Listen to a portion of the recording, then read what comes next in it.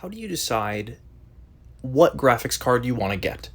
This is going to be a largely freestyle video on helping people determine what graphics card should you get. And that's really important because I don't believe there is a universal graphics card that is best for everyone because there are always compromises and people always value different factors differently. And I want you to ask yourself this question: what are you using this card for? Are you using it for gaming? And if so, what kind of gaming? Are you using it for content creation? You better have a lot of fast VRAM then. And are you running a gaming server? Are you encoding or decoding media? There's so many factors that you need to consider when it comes to looking for a new graphics card, because graphics cards, I think a lot of you guys know, are expensive these days. And you need to figure out what you want, because no one else will really know what you want better than you. And so I'm here to help you figure that out. So this is my step-by-step process of how I go to pick a new graphics card, because I recently upgraded my PC earlier this year. If you saw the previous video, I got an ARC A770 limited edition. And many people, that is a very controversial card, I think, because many people know of the problems that the Intel Arc platform has currently. So why did I pick that one? And by the way, I'm very happy with my Intel Arc card. It has problems, yeah, but I feel very happy with it. I feel that I have a very strong sense of value with this card for me. All right, let's go through the steps. First, I want you to set up a budget range. It can be vague at first. You don't need any specific value. You don't need to say, oh, I'll set $600 aside exactly. No, you can say, I want to spend between, let's say, $500 and $900. We'll find somewhere in that range. How much of your budget can you allocate to your graphics card? And remember, if you want to game especially, you'll need a CPU fast enough to handle all the frames your GPU is going to throw at it. So you don't want to overinvest on only one component of your card, because that's how you get a bottleneck. Obviously, you'll have a bottleneck in your system no matter what, but we're looking for balance here. Next, you can do some general searches online for the best cards in your category. Just go on YouTube and look up best cards for gaming, best cards for video editing, best cards for a server or whatever, and find the features. If you need more VRAM, the memory speed. Find and focus on the factors that you think are the most important to you. This is the point where you want to educate yourself on what is the most important for whatever tasks you need to do. What is the most important factor for gaming or video editing, Photoshop, whatever. Now, you should have about 3 to 5 cards that you're interested in. I like keeping it vague in the beginning because that makes it easier and makes it very flexible for you to figure out what are your options. And it's pretty easy to get to set up that list in the first place.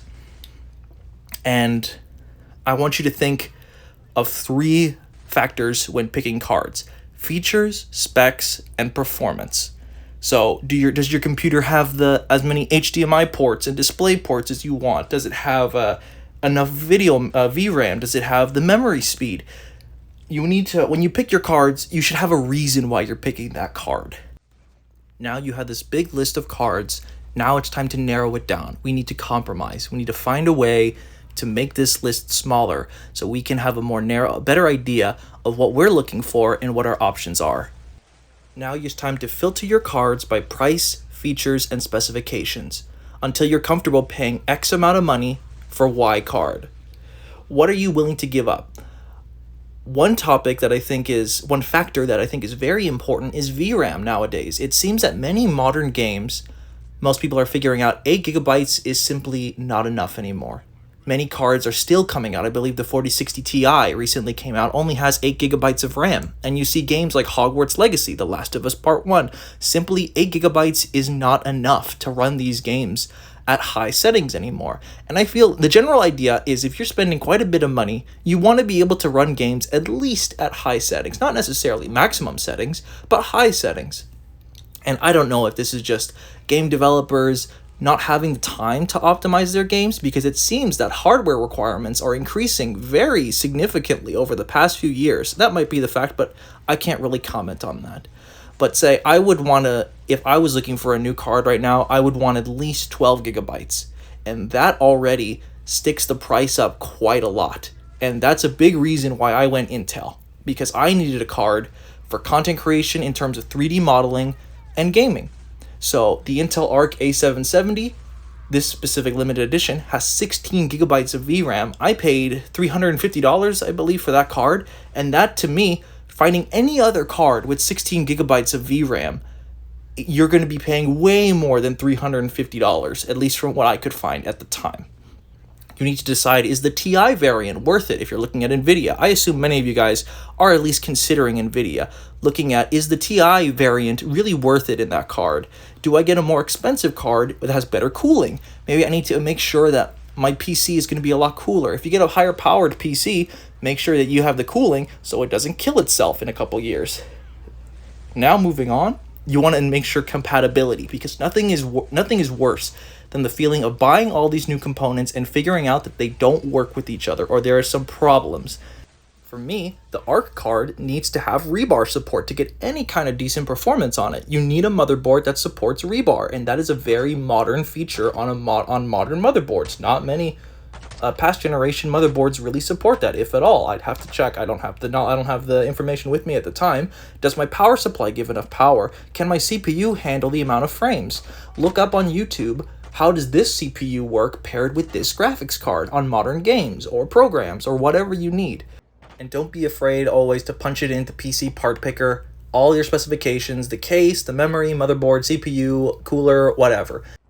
Once you have all that picked out, then I think it's the time to look a bit into the future. Is there anything new that's about to come out? Is NVIDIA going to drop a new card?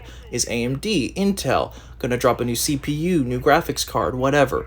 Is there anything new on the horizon? And are you willing to wait a little bit longer for that? My goal for you guys following this guide is that you are choosing what you value most and picking a card that best fits around that.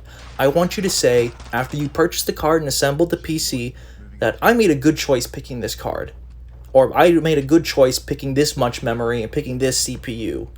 It's really about discovering what you want, what you value, and building a PC that best suits that, because I believe then that PC will have the best chance of fulfilling your needs.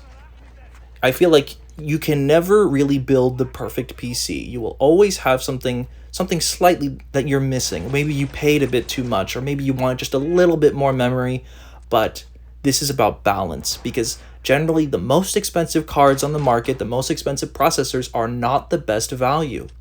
So this is about finding a balance between what you're willing to pay, what you're willing to sacrifice, and what you want. So that way you can have a nice all-around build that is custom to you. Thank you for watching this video. I will be in the comment section below if you have any questions. Thank you.